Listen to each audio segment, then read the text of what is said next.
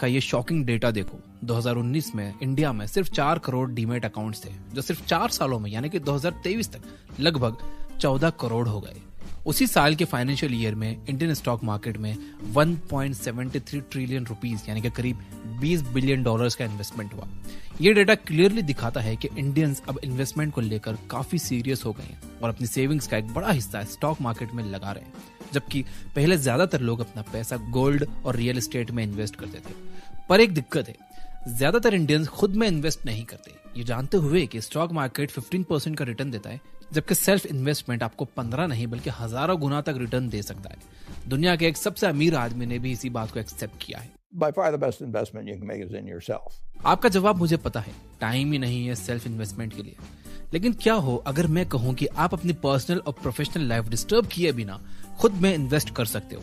आपको लगता है कि इन्वेस्ट इन योरसेल्फ का मतलब सिर्फ बुक्स पढ़ना, कोर्सेज बाय करके सीखना या वर्क लाइफ बैलेंस जीना है, मगर ये सच नहीं है। इस वीडियो में मैं आपको 5 ऐसी सिंपल और प्रैक्टिकल एक्टिविटीज के बारे में बताऊंगा जो आप बिना अपना डेली रूटीन खराब किए कर सकते हो। इसके साथ आप सीखोगे कि अपने नॉलेज को कैसे इफेक्टिवली अप्लाई किया जाता है। दूसरे शब्दों में आप नॉलेज इज पुअर से नॉलेज इज पावर माइंडसेट में शिफ्ट हो जाओगे। तो चलो इस जर्नी की शुरुआत करते हैं।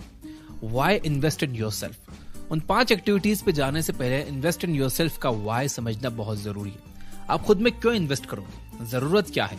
सच तो यह है कि इंसान तभी एक्शन लेता है जब उसके पास एक स्ट्रॉन्ग व्हाई या नीड होती है। आज ज्यादातर इंडियंस अपने पैसे गोल्ड, एफडी, रियल एस्टेट और स्टॉक्स में इन्वेस्ट करते हैं। क्यों? सिर्फ एक रीजन की वजह से, वो है सेफ्टी। जैसे कि घर देता है फैमिली सेफ्टी, एफडी देती है इमरजेंसी सेफ्टी, गोल्ड देता है ट्रबल सेफ्टी, स्टॉक्स देते हैं रिटायरमेंट सेफ्टी।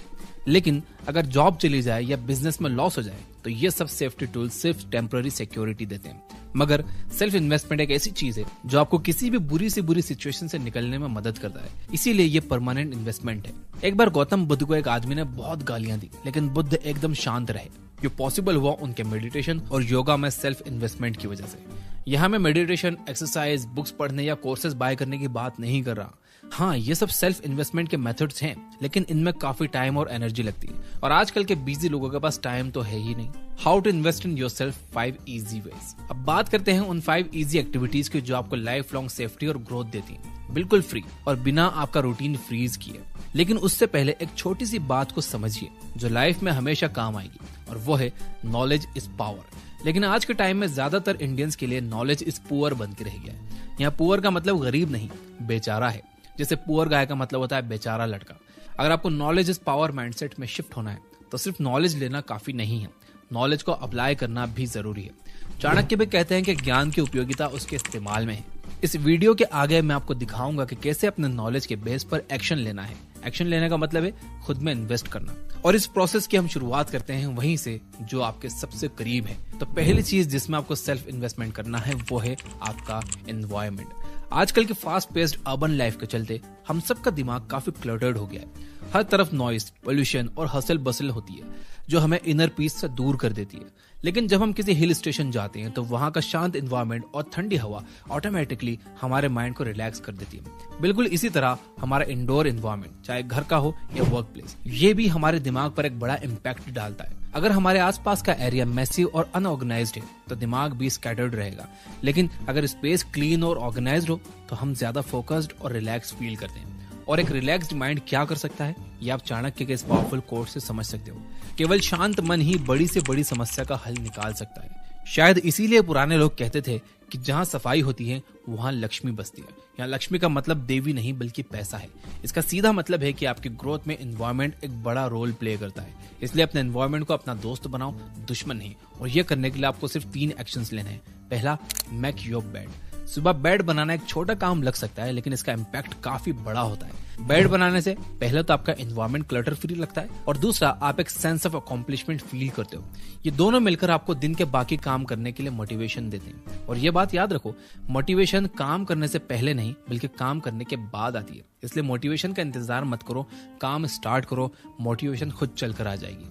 दूसरा, bye to bad and hide to good, यानी उन सब चीजों का हटा दो जो काम की नहीं है और यूजफुल आइटम्स को इजीली एक्सेसिबल रखो। इससे आपका एनवायरनमेंट ऑर्गेनाइज्ड रहेगा और माइंड क्लटर फ्री होगा। फॉर एग्जाम्पल, 20 सेकंड रूल के हिसाब से अगर किसी चीज को ढूंढने में 20 सेकंड से ज्यादा लगते हैं तो हम प्रोक्रेस्टिनेट करने लगते हैं और काम कभी स्टार्ट नहीं कर पाते। जैसे राहुल को गिटार बजाना पसंद है पर प्रैक्टिस नहीं कर पाता। क्यों? क्योंकि उसका गिटार अलमारी के अंदर पैक करके रखा होता है। गिटार निकालने के लिए पहले अलमारी खोलनी पड़ती है, फिर गिटार अनपैक करना पड़ता है। ये 20 सेकंड बैरियर बन जाता है। अगर राहुल का गिटार इजीली रीचेबल होता तो वो ज्यादा प्रैक्टिस करता और अपने पैशन को प्रोफेशन में बदल पाता। इसलिए अपने एनवायरनमेंट को ऐसे सेट करो कि गुड हैबिट्स इजी और बैड हैबिट्स डिफिकल्ट हो जाएं। तीसरा, बेटर इक्विपमेंट में इन्वेस्ट करो। कभी कभी टूल्स अपग्रेड करना जरूरी होता है। बेटर इक्विपमेंट आपके काम को ज्यादा एफिशिएंट बनाते हैं और टाइम भी सेव करते हैं। फॉर एग्जांपल, जब मैं अपने पुराने पीसी पर वीडियो एडिट करता था बहुत ज्यादा टाइम लग जाता था, लेकिन जैसे ही मैंने अपना सिस्टम अपग्रेड किया तो मेरा एडिटिंग टाइम काफी कम हो गया। इससे मुझे और भी दूसरे कामों को करने का टाइम मिल गया। आपका पहला इन्वेस्ट इन योरसेल्फ एक्शन है अपने एनवायरनमेंट को ऑप्टिमाइज करना। क्लीन और ऑर्गेनाइज्ड स्पेस के बिना ग्रोथ मुश्किल है। अब चलते हैं दूसरे मेथड की तरफ, जो है स्टोरी टेलिंग। सिंपल शब्दों में स्टोरी टेलिंग का मतलब है प्रेजेंटेशन। हर प्रेजेंटेशन में एक पैटर्न होता है जो लोगों को एंगेज करता है। सोचो, हमें फ्लावर्स क्यों पसंद आते हैं? क्योंकि उनमें एक डेफिनेट पैटर्न होता है। अगर वो मैसी और रैंडम होते तो शायद हमें अच्छे ना लगते। स्टोरी टेलिंग काम को इम्पैक्टफुल बनाती है, लेकिन ज्यादातर लोग बस काम खत्म करना चाहते हैं। इसी वजह से वो ना अपने काम से सीख पाते हैं और ना ही अपने स्किल्स को शार्पन कर पाते हैं। रिजल्ट, एक स्टैग्नेंट लाइफ। आज के टाइम में हर इंसान सेल्समैन है। आप जो भी करते हो अपने आप को एक कॉन्शियस सेलर समझो। कॉन्शियस सेलर बनने का मतलब है अपने काम में स्टोरी टेलिंग इंक्लूड करो। उसका इम्पैक्ट कंज्यूमर्स पर क्या हो रहा है उस पर फोकस करो। एग्जाम्पल के लिए, अगर कोई कंटेंट राइटर है तो उसे अपने कंटेंट को ऐसे प्रेजेंट करना चाहिए कि वो रीडर्स का अटेंशन ग्रैब करे और बिजनेस के लिए प्रॉफिटेबल बन जाए। अगर काम अच्छा है तो उसे बेस्ट बनाओ, अगर अच्छा नहीं है तो उसको इम्प्रूव करो। जब आप अपने काम में मास्टर बन जाओगे तो आप फ्रीलांसिंग या अपना बिजनेस स्टार्ट कर सकते हो। आज यूएस में 50% से ज्यादा लोग फ्रीलांस करियर परस्यू कर रहे हैं। फ्रीलांसिंग सिर्फ पैसा कमाने का ऑप्शन ही नहीं है, बल्कि वर्क लाइफ बैलेंस मेंटेन करने का भी एक तरीका है। स्टोरी टेलिंग आपको इम्पैक्टफुल बनाती है। अपने काम में पैटर्न्स और प्रॉपर प्रेजेंटेशन इंक्लूड करो तो फिर रिजल्ट्स गारंटीड हैं। Third method, communication. Warren Buffett ने एक बार कहा था, if you can't communicate, it's like winking at a girl in the dark, nothing happens. ये बात हर एरिया में अप्लाई होती है, स्पेशली जब बात रिलेशनशिप्स और कनेक्शंस की हो। अगर सबसे ऑथेंटिक और सेल्फलेस रिलेशनशिप की बात करें तो वो होता है पेरेंट्स और चिल्ड्रन के बीच का। इंडिया के कॉन्टेक्स्ट में हस्बैंड वाइफ का बॉन्ड भी काफी सेल्फलेस माना जाता है, लेकिन बाकी दुनिया वो मोस्टली सेल्फिश है। हर रिश्ता किसी ना किसी बेनिफिट के बेसिस पर टिका होता है। अब जब दुनिया इतनी सेल्फिश है तो आपको भी अपने फायदे के लिए क्लाइंट्स, कस्टमर्स, टैलेंटेड लोग और स्पेशली इन्फ्लुएंशियल लोगों के साथ स्ट्रॉन्ग कनेक्शंस बनाने पर फोकस करना चाहिए। एक पावरफुल लाइन हमेशा याद रखो कि बकरों का सरदार बनने से अच्छा है कि शेर का सिपाही बनो, क्योंकि बलि हमेशा बकरे की दी जाती है, शेर की नहीं। पावरफुल और टैलेंटेड लोगों के साथ जुड़ने का सबसे बड़ा फायदा यह है कि जब जरूरत पड़ेगी तो ये लोग या उनका नेटवर्क आपकी हेल्प कर सकते हैं, डायरेक्टली या इनडायरेक्टली। लेकिन ये कनेक्शन बिल्ड करने के लिए एफर्ट करना पड़ता है। कनेक्शन बनाने के लिए आपको लोगों की हेल्प करनी होगी। जब तक आप किसी की हेल्प नहीं करते तब तक आप वैल्यूएबल नहीं बनोगे। जरूरत पड़े तो अपने कंफर्ट जोन से बाहर जाओ। सिर्फ प्रॉमिसेस मत दो, अपने एक्शन से लोगों को इम्प्रेस करो। आइडियाज देने वाले हजार मिलते हैं, लेकिन आइडियाज को एग्जीक्यूट करने वाले सिर्फ कुछ ही लोग होते हैं। लेकिन बहुत लोग एक छोटी दुनिया में डोमिनेट करके खुश होते हैं, पर यह अप्रोच लॉन्ग टर्म के लिए सक्सेसफुल नहीं है। पुष्पा मूवी का केशव याद है? उसने पुष्पा भाऊ के साथ कनेक्शन बनाया, उसके साथ काम किया और इवेंचुअली सक्सेसफुल और रिच बन गया। दुनिया सेल्फिश है, लेकिन स्मार्ट लोग अपने कनेक्शंस और एक्शंस के जरिए अपना फायदा निकालते हैं। अब आपको डिसाइड करना है कि आप बलि चढ़ने वाला बकरा बनना चाहते हो या राज करने वाला शेर। अल्टीमेटली आपका नेटवर्क ही आपका नेट वर्थ डिसाइड करता है। Method 4, the power of arts and craft. आप जानते हो क्रिएटिविटी का सीक्रेट? देखो, आर्ट्स और क्राफ्ट का इंपॉर्टेंस सिर्फ एक हॉबी तक लिमिटेड नहीं है, ये क्रिएटिविटी का फाउंडेशन है। ये आपके इमेजिनेशन और प्रॉब्लम सॉल्विंग स्किल को एनहांस करता है, जो किसी भी करियर के लिए एसेंशियल है। देखा जाए तो क्रिएटिविटी का मतलब है डॉट्स को कनेक्ट करना, और इसका परफेक्ट एग्जांपल है स्टीव जॉब्स। स्टीव जॉब्स ने अपनी कैलीग्राफी क्लासेस की नॉलेज को मैकिंटोश डेवलप करते टाइम अप्लाई किया। रिजल्ट, एक ऐसा कंप्यूटर जो टेक्नोलॉजी और एस्थेटिक्स का परफेक्ट कॉम्बिनेशन था। एंटरप्रेन्योर्स की क्रिएटिविटी पूरी कंट्री के प्रोग्रेस का रीजन बन सकती है। जैसे कि एक लड़की को एजुकेट करने से पूरा परिवार एजुकेटेड हो जाता है, वैसे ही एक एंटरप्रेन्योर पूरा इकोसिस्टम सिविलाइज कर सकता है। क्रिएटिविटी सिर्फ इमेजिनेशन का नहीं, एक्शन का गेम है। अपने फ्री टाइम को वाइजली इन्वेस्ट करो और अपनी क्रिएटिविटी शार्पन करो।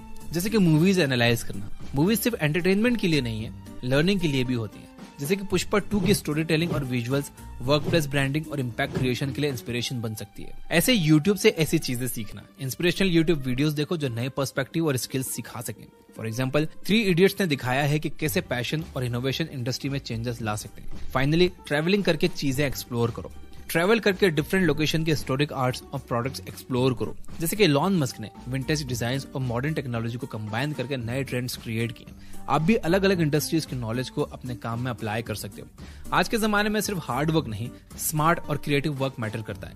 आर्ट्स, ट्रैवल और डाइवर्स नॉलेज से आपको एक एज मिलती है जो आपकी करियर ग्रोथ को एक्सेलरेट करती है।